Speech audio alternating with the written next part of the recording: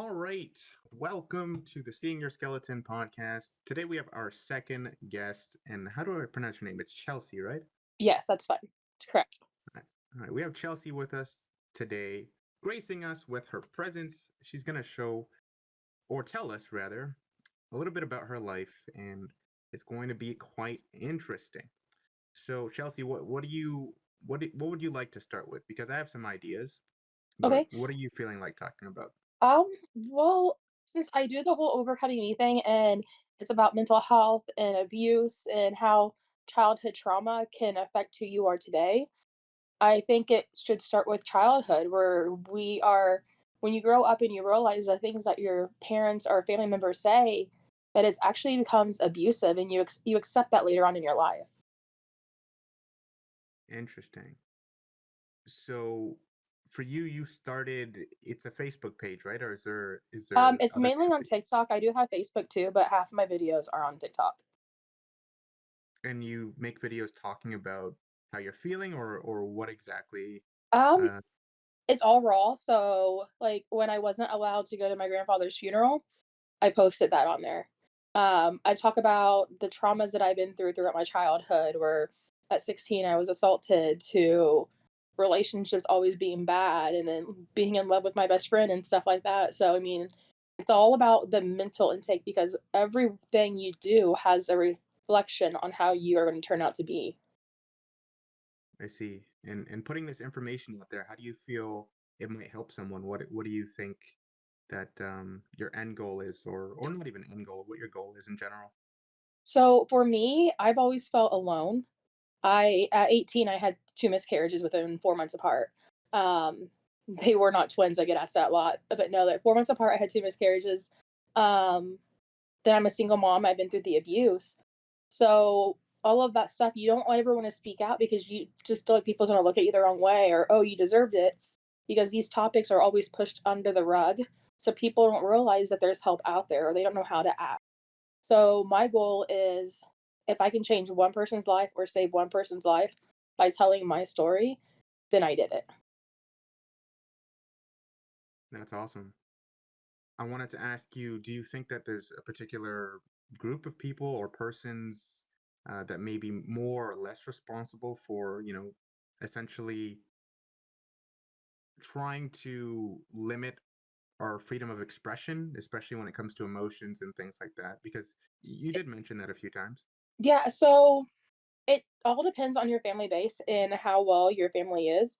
For me, I grew up in a mixed home, so, like, my dad's not my actual dad, so I have a blended family. My dad I call him dad, he's been with me since I was 3. So, like, his parents would always say things like, step or grandpa, 'cause I have a kid, but like grandpa, really grandpa, don't you mean step?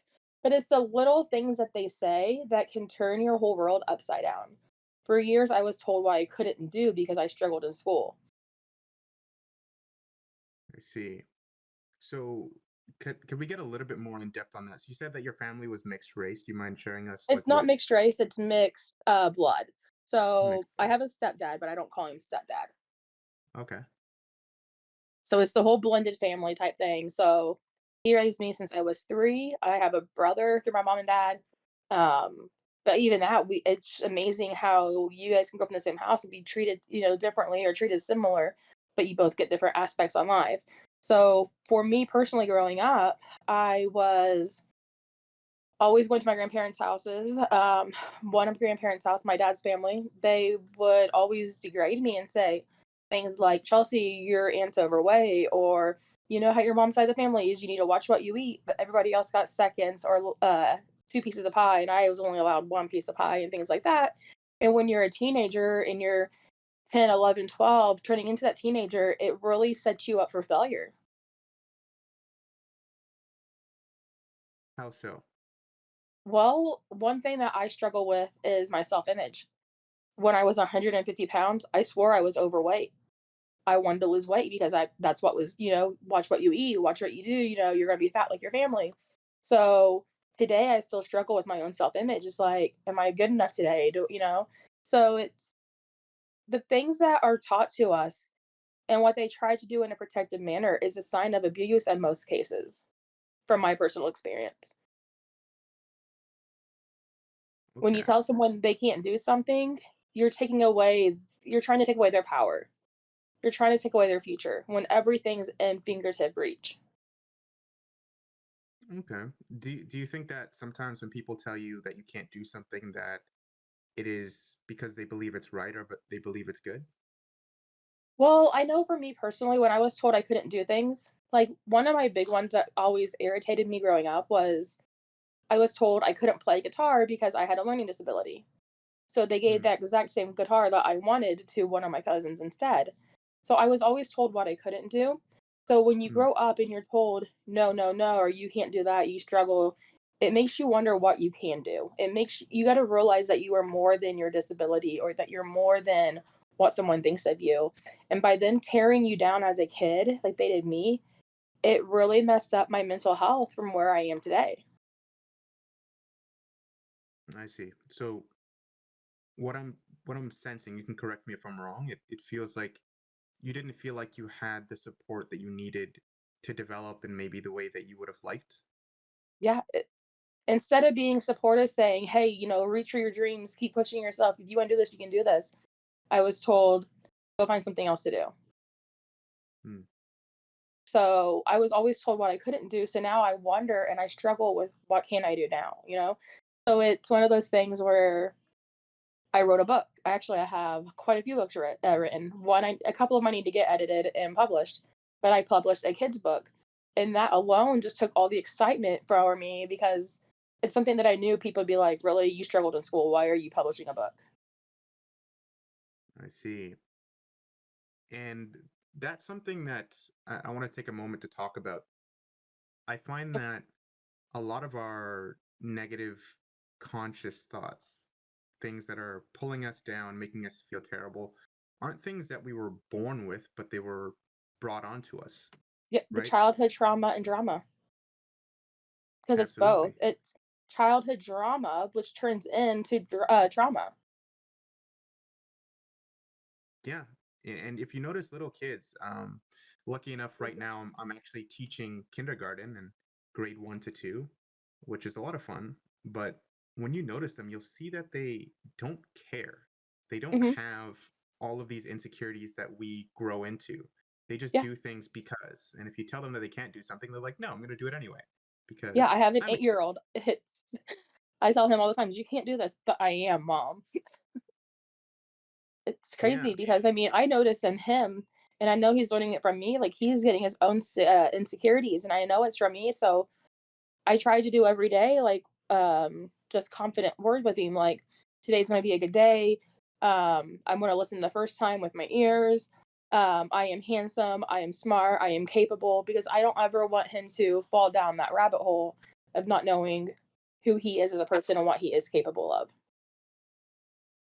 So you want him to feel confident in himself. Yes. What if he's doing something, let's just say academically, because that's where a lot of kids can struggle. If Yes. he's struggling academically, would you tell him that, you're doing amazing, or would you tell him that he needs to improve? I would look at me like, "Okay, look, bud," because we actually kinda had a similar situation to this, because 'cause he's been all A's, and when he got an A minus, he got really upset about it, and I go, "Zaylen, no." I go, "You are pushing yourself, you are doing everything right, you're not failing. If you need help, then if I can't help you, I will find a way to get you help, if it's a tutor or something, because you can do this if you put your mind to it." I see. So you're teaching him that just because he failed, it doesn't mean that it's over, right? Yes, because no mean next opportunity, and failure means first attempt at learning. I think that's really important for kids to learn, even the really intelligent ones, which it seems that your son Zaylen, am I pronouncing that right? Is Yes. Yeah, is very like straight A's. I was not that kind of kid until I wasn't either. college, maybe. So at this point, I want to kind of let you talk about kind of everything. I want to learn every single insecurity that you have, everything that you're afraid to speak about. But I don't even know if you're afraid because you're quite confident. And I want to allow you to Confidence start from the. came the confidence came recently, 'cause it might be because I'm medicated for mental health now, but, I mean, I haven't always been confident in myself, and, like, doing these, I do get nervous, but I have a support system that is pushing me to do the best that I can be and be the best that I can be. And who is your support system, if you don't mind me asking? Um, my mom's been trying to be supportive of it, 'cause she also wants to talk about her mental health too. But a couple of my friends have been really good and it's just like, "Keep doing this, you got this, don't give up." Like, even when we don't, like, speak because one of them will just block me when he's overwhelmed or I don't know. But, he's always been there to support me and told me that I can do whatever's in my way, just keep pushing. He's the one who actually pushed me to get on podcast, to find podcasts to be guest on. So, it's telling my story, and it feels good to be able to express it. It's an eye opener for people who feel like they're alone, who don't know how to express themselves. So, like, on my channel, you will see me crying at times, and one of them was at a funeral home when I wasn't allowed inside. I see. So before we go into that, what would you say to people who say, well, you shouldn't share this particular part of your life on social media? It's like, why would you share this? Because there So will be people who will say that. I've actually had that question because when I got banned from the funeral, I put my feelings out there about my grandfather. And I was Hmm. still saying, in my own way that I knew he loved me no matter what. So people's like, "Oh, you can't post your emotions on Facebook like that, or you can't post your feelings like that. It's not what we do." Well, it is what we need to do because everybody's feelings matter.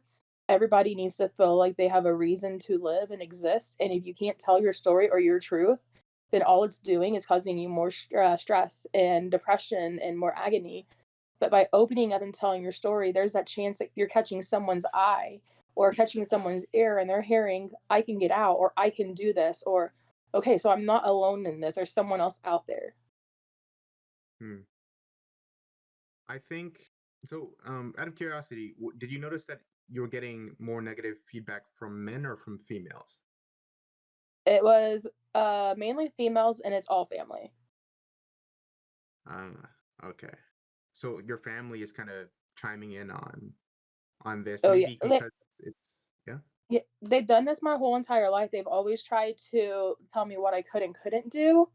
Like, back when I was a kid, it was women belonged in the kitchen, and I was the only girl in the family dimensions at these events, so I would have to be in the kitchen, and I'm like, "But why can't my cousin? He's a boy, yeah, but he's the same age as me, so why isn't he here and here helping? Because he needs to learn how to do this stuff too." So all I did was rebelled out the only way I knew how, and I would not eat at family functions. I would not drink at family functions just so I didn't have to be in the kitchen with them. I see. So you probably spent a reasonable amount of time living with your family. What was your experience when you left them? Did you feel like more liberated? Did life get better? Well, so I'm 33 years old and I'm a single mom, and I do live with my parents. My brother lives here too. Right now, there's four adults. So my brother, my mom, and my dad, and myself, and then my 8-year-old son, and we all live together in a house. And it's only three bedrooms, so it's tight. We do argue a lot, and there's a lot of stress and anxiety here, but at least I know that I have a roof over my head and that my son is safe. I see. Do you do you like living with them in this group, or do you want to? No. I would love to be able to get out on my own again with my kid, and go from there. But right now, it's not what's in my plans right now financially. So I'm just hoping that sooner or later I'll be financially able to go get our own place and be able to feel like I can breathe and walk around without extra stress or wondering whose eggshells I'm going to step on next. Understandable. So my bad. I got sidetracked. I did ask you. I wanted you to go a bit in depth on, what you've been through to bring you to this point. So, if you don't mind, could you kind of walk us through some of your traumas, some of your worst moments, really, and try to explain to us why you feel like you are who you are now. So I was with being told what I could and couldn't do throughout my whole childhood. It led me to going up to 16 years old and hanging out with someone who was a little older than me, which I call it a rape. A lot of people don't, but I was getting ready to have a relationship with someone, a sexual relationship with someone, and I changed my mind and I was told I couldn't. So I wasn't able to say no. I wasn't able to say I don't want to do this because that was his power over me when it's my body. So people need to realize that you do have the right to change your mind at any time. And then I think that after that, and you can say no, you can change your mind at any time, and you don't have to do it. You have that freedom of speech to say no. And if they take that from you, then that's assault. So then after that, I went to bad relationship after bad relationship to bad relationships, in and out of jobs. I had two miscarriages at 18, 4 months apart. And then that was at 25 or 24, I got into a domestic relationship. And now I have an 8-year-old son. Okay, so I do I do have a lot of questions there because Go ahead. that's quite a time frame. So with this first relationship, you were 16 years old, you said, Yes. And I wasn't even and supposed to be in a relationship with him. I see. And what was the age gap between you and your partner? I was 16 and he was 23. He was 23. And then when that one ended and I was still 16, I started hanging out with somebody else who was 36. I Something I am see. not proud about. It was more So drama and abuse. so with the 23-year-old male, what was your relationship like with them? What happened essentially? So I was just either after I got off school, I'd go to work with him, then go because he lived in the same mobile home court we lived in. So I'd go down to his house and just hang out with him. And it was, it didn't last very long, but it was just, they go in the other room, shut my door, Bob. Sorry. But no, it was just one of those things where I started seeing signs of things I didn't want to be around and didn't want to do. So I called it off. And he got very upset about it. It's like, I'm coming to your house. And I'm like, and if you do, I'm going to have the whole conversation you don't want to have with my parents that I don't want to have. So stay away because cops will get involved. Did did you think when you were dating this person that they were a nice person, that they were a good person? What did you think? Um, I really can't recall because now when I look back on it, I just see all the stupidity of it. Um, so when someone tries to take your voice away from you and tell you that you can't say no, you feel like when you go around that you have to do things that you don't want to do. Hmm. And at 16 years old, someone who is still learning, what a sexual relationship is and learning who they want to be when they grow up and what they are right then and there. You're taking away the freedom of that person by, continuing to do something they told you they didn't want to do. And then I was still stupid enough and young and dumb, and I still went and hung out with him. And so I always felt pressure to do things that I wasn't ready to do. So he would essentially solicit sexual favors and you felt like you had to comply? Yeah, Is that anytime it just felt like that anytime when it came to us hanging out, it was always like he just wanted sex and sex only. And I was 16 when I met him, and I was a virgin when I met him, so I know what he wants. I should have known what he wanted. well, He don't only blame wanted yourself. one thing. I see. So that relationship, it stopped when it stopped It was just quick. It was probably just not even a month into it. not even a month into it. Okay. And then after this relationship, you said that you moved on to another relationship with someone who's 36 years old, is what you said. Yes. Okay, so There let's was start. no title, but I ended up moving in with him after my parents found out that I was hanging out with him. My parents tried to have the police involved with it, trying to get him on statutory rape and everything, but in the state of Indiana, that the consensual age for sex is 16. So there was nothing they could do because I was at legal age. Okay. So let's talk about the 36-year-old's relationship. Well, first of all, do you have any idea why you wanted this person or I don't know. I look back at it and like I tried not to look back on my past, but now that I have a kid and everything, it's kind of hard not to look back on your past and see where you came from and what led you to where you're at today. Um, I don't know why I hung out with this person. I don't know why I wanted a relationship of some kind with this person. I guess it's just when you work with someone, you become close as people at times, and that closeness can come blindsided. So you said like you work with them, as in like We both worked at McDonald's at the time. I see. So okay, so there was a bit of a rapport, I'm assuming, built beforehand. Yeah, I And mean, we would talk at work, goof off at work. I had permission to work later if needed to, so I would always work later and just hang out with these people and talk to them. And they didn't have the best mindset. They didn't have the best reactions to how life is. Um, that was I know for sure there was pot all the time around them. I'm assuming there was more because they were just different and just out there. so when it comes to this person, how are they? How was like? Was he a fun guy? Was he not very talkative? Was he? How was this I person? I mean, I lived with him, so I went to school, and then I was in high school. So I was going to school, I go to his house, go to work, and then go back to his house. So I mean, pretty much all it really ever was just a sexual relationship. There was no going out and doing anything or anything like that. It was just all he wanted was sex. So it just shows you how gullible you are when you're a teenager and how you don't always understand what you need to do or what's going on around you. At 16 years old, we are young and we are dumb and we are moldable. So I'm getting the sense that you felt like he was taking advantage of you because you didn't know any better.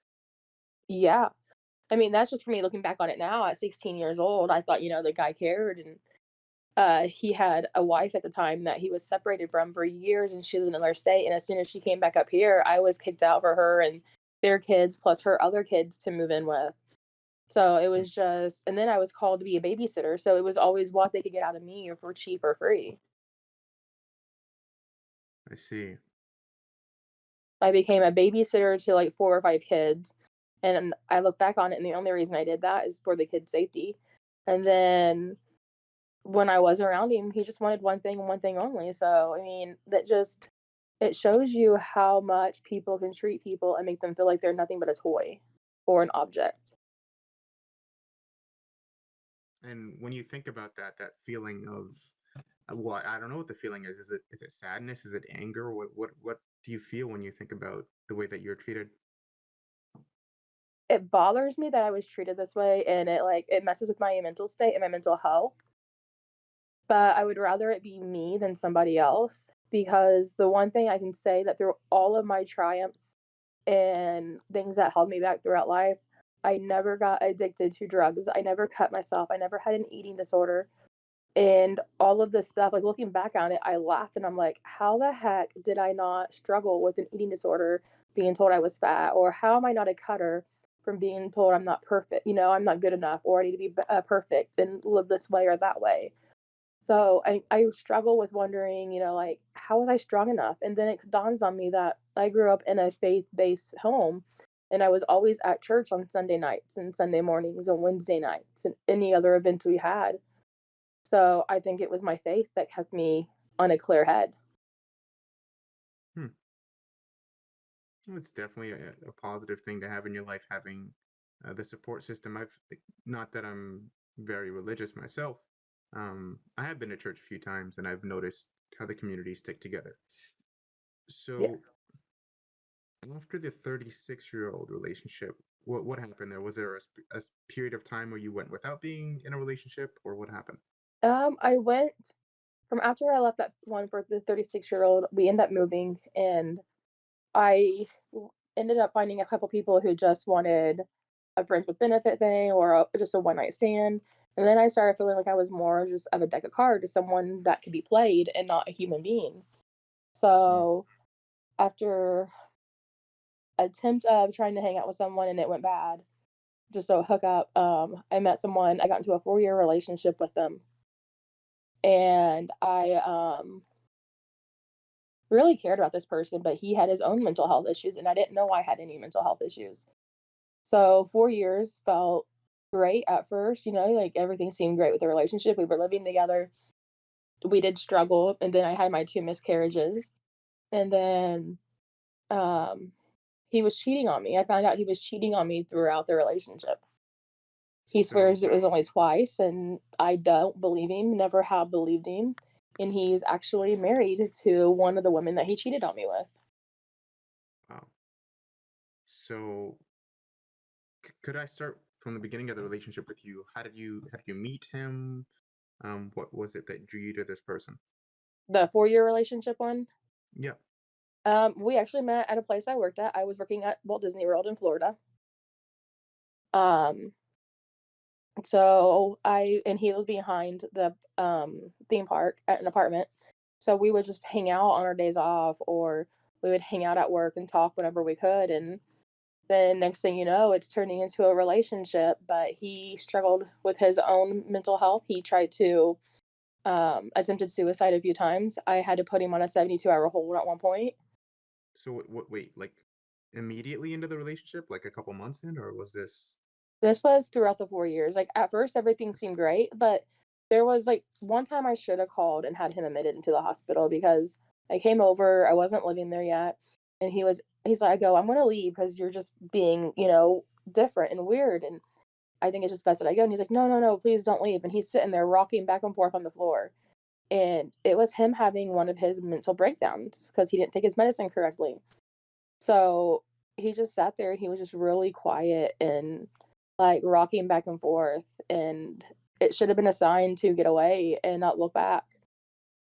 But I don't know. I've been told I'm a fixer. So I stuck around and I did get, further and further into feelings with this person. And then we had our babies that were supposed to be born and didn't. And then that's when my mental health went down. Let me see. I see. I think within our first year, I was pregnant twice, miscarried both of them within 4 months apart, and So, then yeah. go ahead. So I wanted to ask. So, a sign for you to leave was that he was suffering from these very intense mental breakdowns. Like you felt like maybe I should have Eh got out before it got worse. yeah, because at 18 years old, you don't ever expect to walk into the bathroom because you hear a thud and someone have a belt around their neck. Damn. When you are pregnant, you don't expect the father of your child to freak out and say that the baby would be better off without them, that they deserve to die, that that person deserves to die.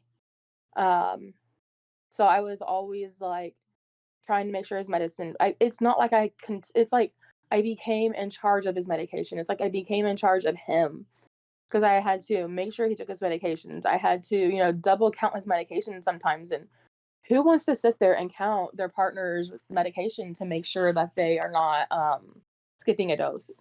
Because skipping medication like this can lead you into a 72-hour hold. Hmm.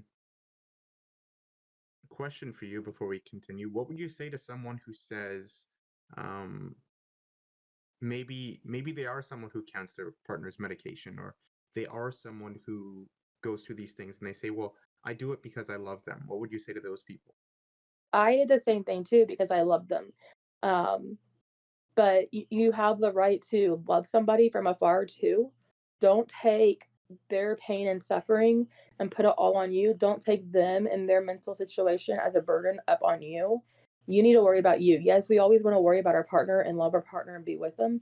But if it's coming to the point where you're counting their medication and you're making sure everything is good, you're becoming a parent to that person and not a partner. Hmm. I guess he really needed help. Yes. And So, I've mhm. talked to him recently. He's doing good for the most part. He has a kid now, and the thing that straightened him up to scare him straight was when he had a meltdown with his mental health and he went crazy and they called the cops and the cop told him, "Look, you have a kid. If you do this again, we're going to arrest you." So it's a lot. It's crazy how much mental health can affect who you are today and who you are tomorrow and who you were yesterday. Weirdly enough, even though I've never had like a crazy mental episode to the point of the cops arriving, I definitely, on some level, I wonder. Just talking about me a little bit here, like I wonder, like am I capable of reaching a point of, just complete mental boom? Like nothing I'm doing is making any sense. I always wonder how far erratic behavior can be pushed, which is why I asked you that question from before, because sometimes when you meet someone who displays very healthy and normal traits, um, aside from very big mental disorders, people do have episodes, right? Yes. Um, and it's tough. And hearing that you were at least willing to try and stick around and try and be there for someone, that's something that a lot of people would not do. So I don't want you to feel like you should feel, you already feel how you feel about it, but feel guilty about what you said or what you feel in regards to that person, just because it is a very difficult thing when your partner suffers from any illness. Yes. Like, Um, at one time, he made the comment that he wished he was better off dead, that I'd be better off walking dead, and that he was gonna kill himself. mm, And this was within maybe 3 years of a relationship. And I looked at him when he said this, he's like, "I'm gonna kill myself, I'm gonna die." And I just turned around and said, "Go ahead and do it already." And I snapped. And he goes, "What, you want me to kill myself?" And I go, "No." I go, "But I would rather you stop saying I would rather you do it than saying it, because I don't wanna have to walk into the house and wonder if I'm gonna find you." But you threatening to kill yourself every time you go crazy is putting more fear and more stress and more onto me. So stop threatening me with you taking your own life. If you're gonna do it, just do it. I'm done. I can't handle this no more. wow. Yeah, that's that's something. I'm gonna be honest with you. I've never experienced having someone like having to be in that kind of a relationship, and you said it was emotionally draining. I thinking that the person that you love is going to die at any moment. Yeah, I Um, mean, it the suicide marks alone caused a lot of trauma and mental onto me, and the unknowing puts a lot onto you. yeah. Do It's like you, sad that mental health gets to that point and people just wants to laugh at mental health when they hear it, but mental health isn't just black and white. It has many different shapes and forms and colors to it. Like with him, he was verbally abusive. Everything was always my fault. I couldn't do anything right. Even when I would have the house all spick and span, he would come in, drop his clothes off, drop the dishes in the sink, wouldn't touch him, go back to bed, and then it was all on me the next day. The same routine. And it just I felt more after I look back on it, I was more of a maid and more of a mom than I was a partner. yeah. So it felt like you had to. So I'm sensing maybe a little bit of a trend where in your relationship before this one, at some point it felt like you had to take things over, and now it feels like again you're with someone who Yeah. um, doesn't I've have. always been told that I'm the fixer. Like I have to like I get with the people that I feel like I have to fix. And I don't always see it that way. I mean, when you're young or when you think you're in love, it's one thing. And it's love and relationships is just like mental health, is blinding. Yeah. So you went through this relationship, and he's, you're his lifeline at this Mhm. point. He could kill himself at any point, and you're afraid. And somewhere along the relationship, um, you guys run into some issues. So you said that one thing that happened is he started cheating. So do you Yeah. know? So what happened with that? So I was waiting up for him one night in our apartment and I was looking for well, he didn't get home. He didn't come home yet and it was like 3 in the morning and he should have been home by like midnight. So I went to log on to his work schedule on the computer to be like, okay, where's he at? And it showed that he was clocked off. So I waited a little longer. He didn't show up. So I called his mom and woke his mom up at 3 in the morning. And she's like, no, he's not here. And I'm like, okay, so I don't know where he's at. I'll keep you posted. Then I went to check the joint a bank account that we had, and the password was changed on it. And the one thing that really ticks me off about all of the story, and it's bothered me from the very first time that this happened, was we were struggling with food and getting, food in the house, but yet he could go and spend $50 on a hotel room to go hook up with somebody else. So you could see on the bank statement that it was a hotel that he charged for? I wasn't able to log in because he changed my password on it and changed his password on it. So when he finally admitted to it, he's like, "Yes, I went and paid for a hotel room. It was only $50. Nothing happened. I couldn't get it up." And I'm like, "Bull, if you're laying in bed with someone naked and things, it's not gonna be that hard to get it up to be able to do what you want to do." I call BS on this. So that was the first time that he was caught, yeah? Yeah, that's the first time I knew he was cheating, yeah. So then how did that progress to the next time? The next time that I knew about is he was working in a new job and he kept having this lady friend that he would have lunch with and everything. And he's told me, "Oh, I'm not interested into her. It's nothing like that. We're just friends." But he would go and leave with another friend, leave me at home, and then they'd go meet her up and they'd all go hang out. And then it turned into our lease was getting ready to come up. My parents were coming to Florida to move in with us into another apartment complex. And he's like, "No, no, no, let's not do this. I'll go back to my mom's house and get money set up. You go back to Indiana with your parents and you save money up, and then we'll be back together shortly." Just getting ourselves on the ground. And one day I called him and this girl answered his phone and she's like, "Why are you calling my boyfriend's phone?" And I said, "Excuse me, that's my fiance. We're engaged."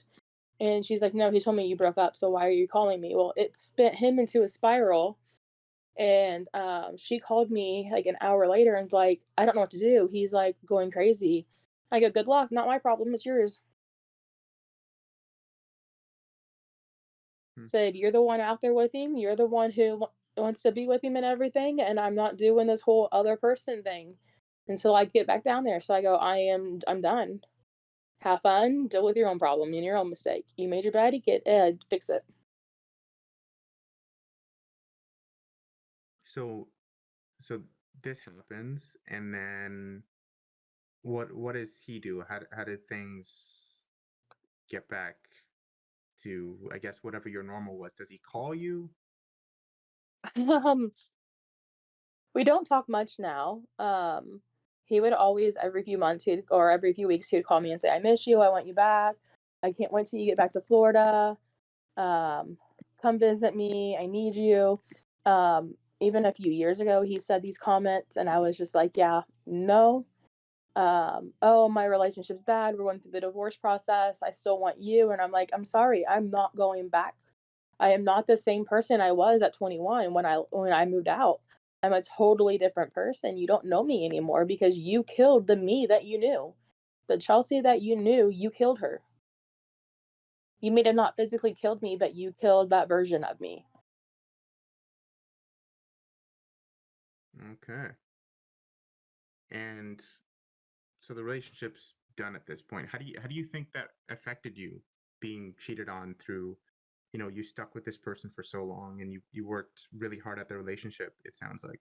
Yeah, it has always given me insecurities. So if someone's on their phone and I'm with them and we're like either working on a relationship or dating someone, I get nervous and I'm just like, are they ever cheating on me too? Like it's just different things that just I know it's just triggers in mental health, but sometimes it does bother me when other people are like that and they're like, "Oh, I'm on my phone. It's nothing, no big deal. It's just an old friend."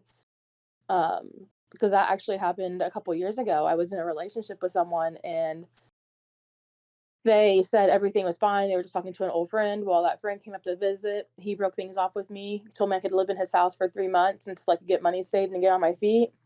And he moved her and her 5 kids in immediately, as me and my son still living there. So So my record of relationships has been the bad guys, and it's always been every relationship has been bad. I can I can kind of relate to that. Um, so in other ways, do you think that during your relationships, do you feel like you blame yourself for things? Do you think that there's some things that you did that may have led to the eventual destruction of a relationship, or do you think that it was all on your partners that you've seen? I believe it takes two to have a relationship. So I know I have my flaws. I know I have my mistakes, and I'm trying to learn from them daily. But I also believe that a relationship does take two people. It does to have it to work out, it takes two people. To argue, it takes two people. For a relationship to fall apart, it takes two people for it to fall apart. Um, it can't just all be done by one person. One person can't be the loving and supporting person. One person can't be the one who just puts everything out there just to give and receive nothing in return. You're supposed to work together as a team and achieve things together. So you think that your relationships have been one-sided in that way? Oh, yeah. I don't know how many times I was told I was worthless or useless or a waste of space, or how many times I was told that I wouldn't be able to amount to anything, um, or I was coy or stupid. Just so many different things because no one else can take the blame for their own mistakes. It's always, well, it's all your fault. It's all your fault. So what does that teach you? Even when you're a kid and you hear that you can't do it or it's your fault, all it teaches you throughout your relationships and in your future relationships is I'm not good enough. Why is this person with me? Do they just want me for one thing and one thing only? You don't know who you are anymore when you've been degraded and torn to shreds so much. Who do you want to be? I I just want to right now tell my stories. I don't know exactly what all I want to do. I am writing books and I self-published a book this week. It'll be available on Amazon as a kid book. Probably by like Monday or Tuesday of this week, it'll be available on Amazon. I want to take my time and just write things out. And I have a little job that I started on my own, and it's Easter. I just was the Easter Bunny. This year we have Santa Claus, Mrs. Claus, and the Grinch. So I've been doing that, which really helps with my mental state a lot. Um, there's just so many things out there that, can hold a person back, and I'm trying not to let my past hold me back anymore. I'm fighting, I'm overcoming. I'm not overcame anything, I'm overcoming it. I get triggers that hold me back, and I don't even know what my triggers always are.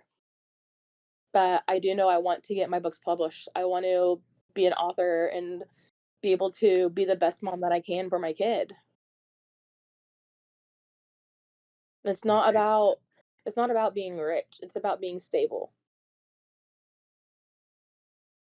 So who you want to be is to be in a place where you don't feel, I'm assuming, some presumed level of anxiety and fear about the future. Yeah, I don't wanna have to stress about tomorrow. I just wanna be able to get up and do everything that I'm supposed to do and not have to worry about, will I have food today, or am I gonna find another abusive relationship, or am I wasting my time with somebody? There's just, tomorrow's a new day, and whatever happened today, we should not dwell on. But I do believe in speaking our voice and telling our truth and our stories because that's going to get us somewhere.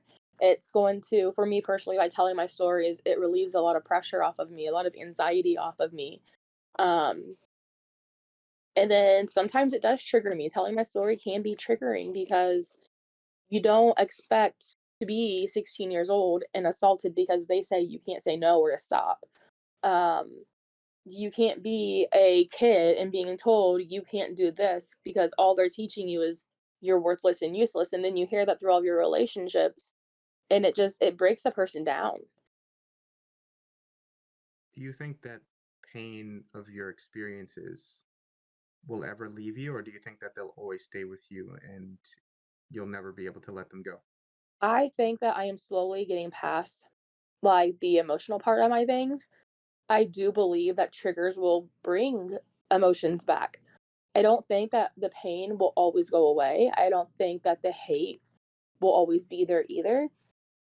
I think that we have to live from it and learn from it and try to do better from it. But I would rather, like, for me, I'd rather it had been me than somebody else because that other person may not have been strong enough and they may have went to drugs or alcohol or cutting themselves or starving themselves. Do you think that while you haven't done those things, do you think that there are habits that you have picked up that are negative, or do you think that you didn't pick up anything? There's a lot of negativity that I have picked up. Um, One of the things I like to do, and my therapist is aware of it, she did tell me it's not considered self-harm. But when I'm really anxious and stressed, I will take a rubber band. It can't be a hair tie, it has to be a rubber band, and I will flick it on my arms for a while. And it's just releasing all the stress that I can't get out at that moment. I see. What are some things or negative things that you picked up, do you think? Other I than mean, I know there's times where I can be a slacker because with that relationship of 4 years, I after a while, I got tired of the same old, so I'm like, "No, you're gonna help out with the housework too, we both work." So I became lazy and I struggled with that, and today, like, depending where I'm at, I can be lazy depending on which household I'm in, and if I'm around certain people, I'm 10 times better, and I like that version of me who's 10 times better.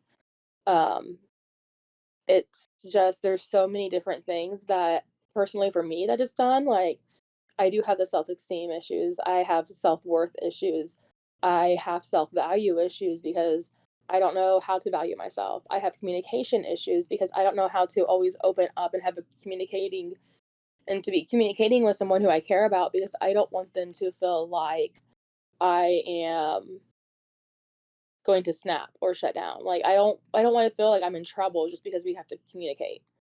And that's one thing that I struggle with is when someone wants to communicate, I'm always like, what did I do wrong? Am I in trouble? I'm sorry. I apologize more than what I should.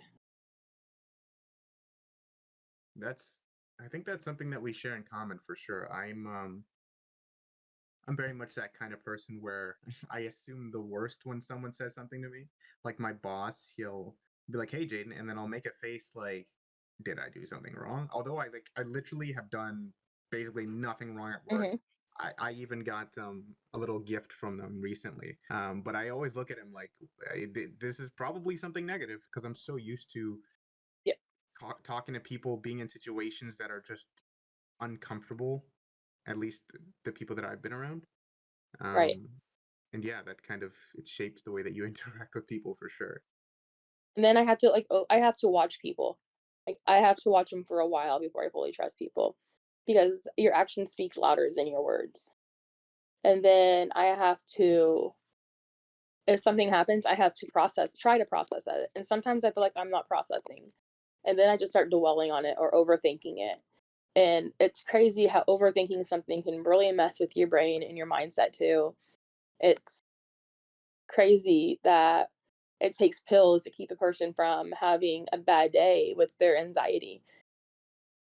Just amazing how much help we actually do have out there. So you're on. You mentioned medication before. You're on anti-anxiety medication, or I have Zoloft. I don't remember the other one, but I have one for panic attacks as well. And then I struggle with headaches, so I'm on amitriptyline for migraines.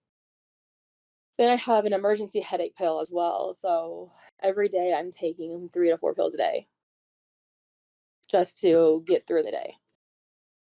interesting. And how do you feel about that? Do you feel good about it? Do you feel sad about it? I like the me who I am medicated more than the me that I was not medicated.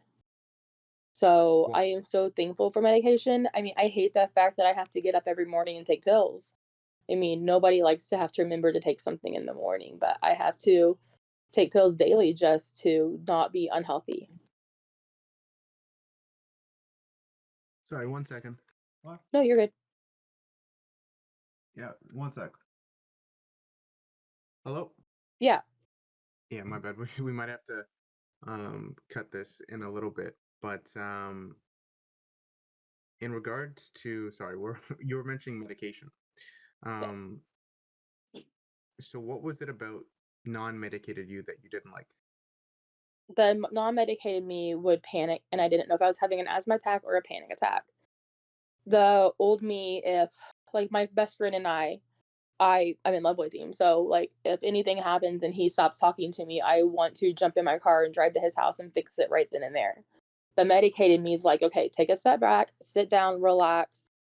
Everything's going to be okay. He just needs time. He needs his space. You don't have to fix this right now. It's not in your time frame, it's in God's time frame. So it's like I can do a lot better and I'm more at ease. I'm not stressed or panicked. I can go about my day normally. See, so the medication is kind of it's made you feel like you are, and when you say normal, you're referring to what you believe everyone else should be like, right? Yeah, I mean, I really hate the word normal, and it's just one of those words that we all use because it's one of those words that we think that everything's normal or unnormal. But the thing is everybody's different. Everybody has their own story, their own struggles. So I don't believe anybody's technically normal. But from the old me to the me I am now, I feel like I'm more realistic as a human being. Like I'm Okay, more and someone can cope and understand me a lot better being medicated than the unmedicated me. The unmedicated me was a ticking time bomb. Someone interesting. could say the wrong thing, like, especially family members. Family members can say the wrong thing, and I'm just yelling and screaming at them. The other now that I'm medicated, I can sit back and listen to a little bit of it, and then I'm like, "Okay, I'm just going to exit myself from the situation." Okay, interesting perspective on that. So, um, I didn't actually want to have to wrap up so soon, but I do have some closing questions for you, and I want to give you the opportunity to ask me anything as well, because that is part of this in case you're interested in asking questions. But the next thing I want to ask you is in regards to insecurities. Like, what are some things that you don't feel good about yourself when you think Well, about? since I was always told to watch my weight, I struggle with how I look and my weight and the clothes that I wear. Um,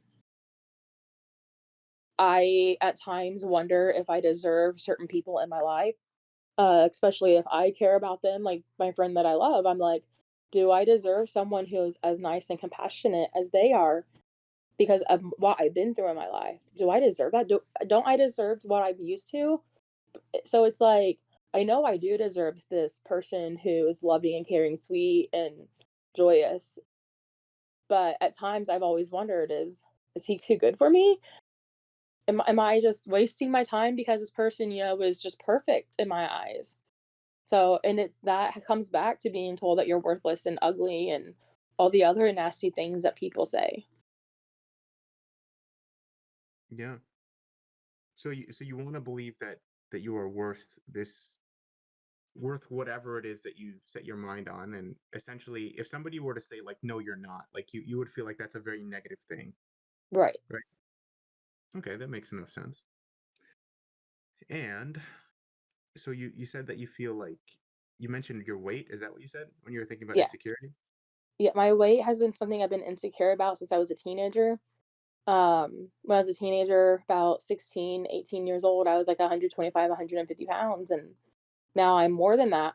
And even at 150 pounds, I thought I was obese. I thought I was fat, and I thought I needed to lose weight because it's this stigma that family members had said where your family's fat, Chelsea, on your mom's side, watch what you eat. You can't do this or you can't do that because you'll turn out just like them. So, and then when you tell people who's like, oh, you're ugly, or especially on dating sites, I've done the whole dating site thing, and I had one person say, "You're a mom. I can't believe anybody would actually touch you with a 10-foot pole to even get you pregnant because you're so Hmm. disgusting." So it's things like that that just tears a person down even more, and we wonder, all these people are telling us that we're not worthy of something. Our own family members not telling we're worthy of something. So, am I really worthy of happiness and love and someone who's loving and caring? I see. So from my perspective, people have been talking to you about things like your weight, using it as like a negative thing. Hmm. And have you ever tried to change it, or is it something where you're like, I want to be happy the way that I am, I don't want to I change mean, this? I started the whole gym membership thing. I just never had the time and energy to go do it recently. Hmm. 3 years ago, I tore my right hand up and my right shoulder up, and then it was more my shoulder. I tore my shoulder up. And then this past year, New Year's Eve, a year ago, New Year's Eve, I went bowling, even though I can't use my arm fully, and I really tore my nerves up in my arm. So, like my right hand doesn't fully function. So that's another thing that bothers me with my insecurity is I can't use and I'm right-handed. I can't use my right hand like everybody else can. So I'm like, why am I even trying to go to a gym when I probably can't do any of it? But I know that's just the negativity talking. I know there's things in the gym that I can do. So you recognize that. That's good. Yeah. What I would I say to stopped you, drinking Mhm. pop and I lost 50 pounds instantly by stop drinking pop. Wow. That's huge. Yes. Was that like what kind of pop were you drinking back then, if you don't mind me asking? So, Pepsi or Mountain Dew? Mountain Dew was my go-to. So, I have migraines, and caffeine does help with migraines. But after getting sick a couple times, a couple of it being COVID, one I assume was COVID, it was before COVID came out. So after having COVID 2 or 3 times, my taste buds had changed so much that pop tastes like a chemical to me. Mountain Dew tastes like a chemical, so everything is just nasty. Like, I can drink A&W occasionally, and I can drink Sprite occasionally. So, it's crazy because not a big fan on water, so I drink water all the time though, since I have to drink something, but it's just crazy how much things changed. I see. So from my perspective, it seems like you do understand that there is a benefit to getting healthy, but Yes.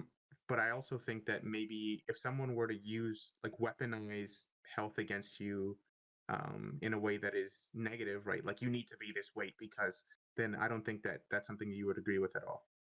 No, I mean, I'm the type of person when someone tells me I have to do something who's, like, not a boss or something, or tells me that, "Oh, you can't do this or do that," I have to prove them wrong. So, I go and do what they say I can't do, just to prove them wrong. So, like I said earlier, this week, I will have a kid's book published, and my whole life I was told, like, I've always been told what I couldn't do. You can't be a lawyer, you can't be this or that because you struggled in school, you can't play guitar because you struggled in school. So when I wrote my first book that's not published yet, it's gonna be called Finding McKenna. It's got me to the point where I wrote the book in a month. I just have to fix one chapter, get it edited.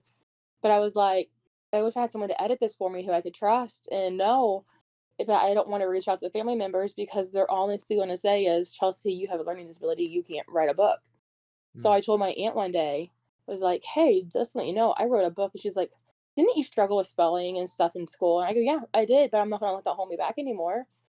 I mean, I got a life to live, so why not try to do my best I can?" That's what editors and publishing's for. They check all that stuff out.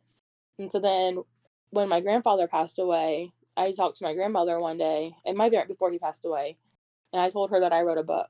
And I read like a couple paragraphs to her, and she's like, wow, that was actually good. And it wasn't the expression I was expecting from her because she has been my main abuser with the emotional abuse and mental abuse and verbal abuse. Okay, so maybe that's a very empowering thing for you to be able to do something that other people thought you weren't capable of. Yes. So like this here go like being on a podcast because I'm always the shy, quiet one. And so like doing these podcasts is really out of my norm. And I don't think if I was medicated, I'd be able to do them. You feel like you need the medication to participate.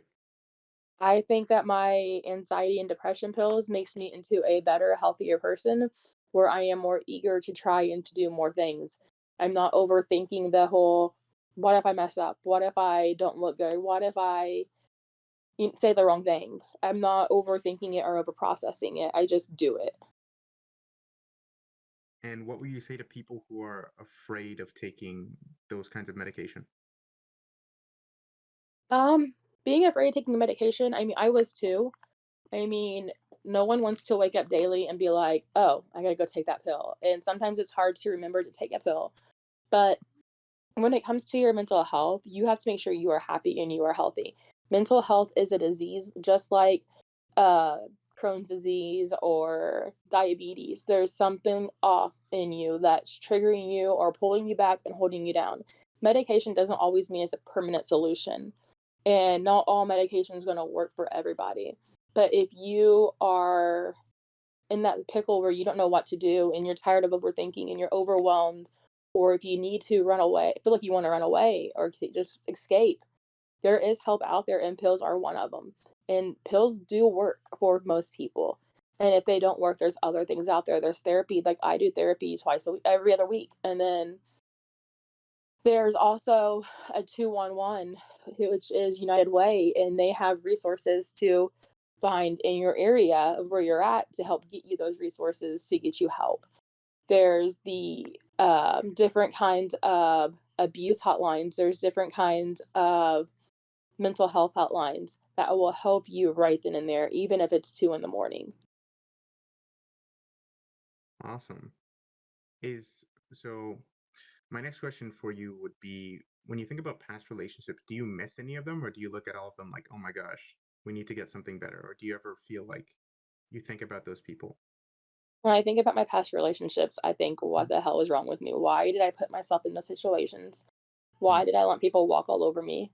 Um, I like the phrase, "I'm not a deck of cards, so don't play me," or "Don't play with me," um, because we are all humans, and a lot of people just wants to treat us like we're a game, and we're not.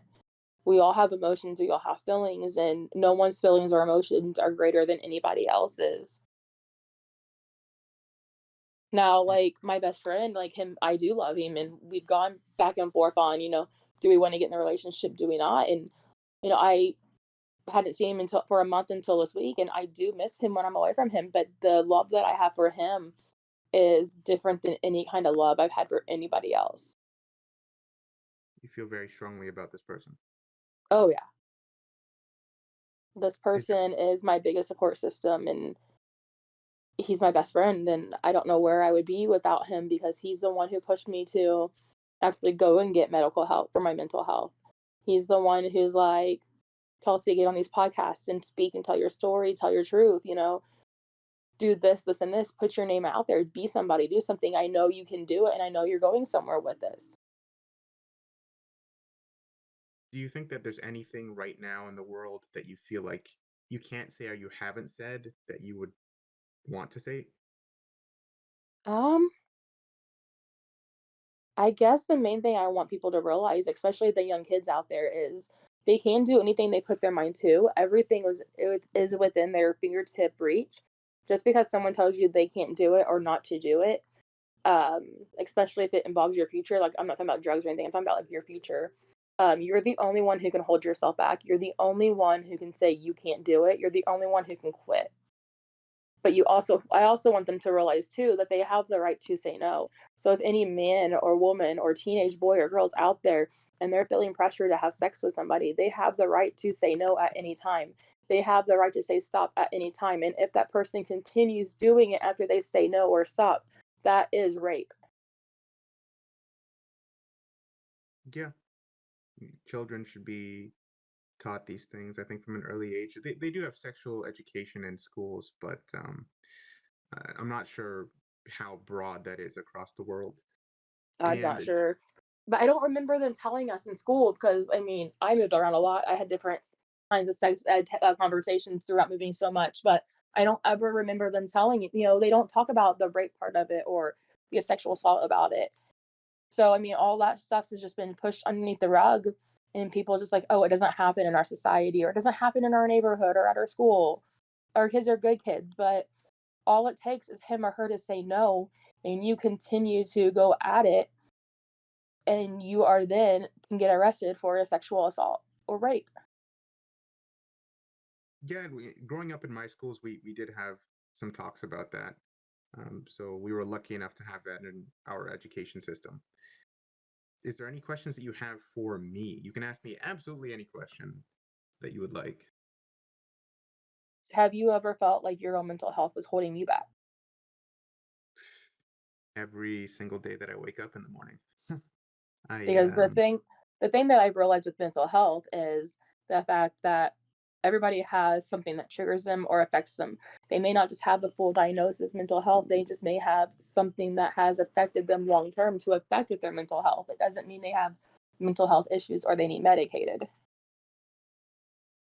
I'm I'm honestly unsure if I do or if I don't, but I know that forming connections with other people, relationships, extremely difficult for me, and I don't think that aspect of me is really going to change. Not because it can't, right?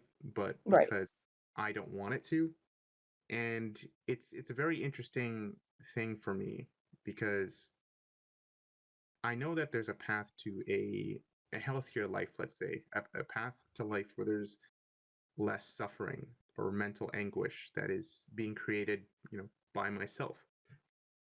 But the amount of fear and anxiety that draws on, and the amount of things that I think I would have to fix, it Mhm. seems almost insurmountable, right? Because you mentioned earlier that feeling like there's something that's wrong with you. You've been told there's something that's wrong with you. It's like I have that feeling, and I'm thinking like, well, I can't be in a relationship, and I can't have friends, and I can't do this because, well, at the end of the day, it might just end up being a big waste of my time, and I might have to, people might have to see like the worst sides of me, the sides of me that I don't want to show.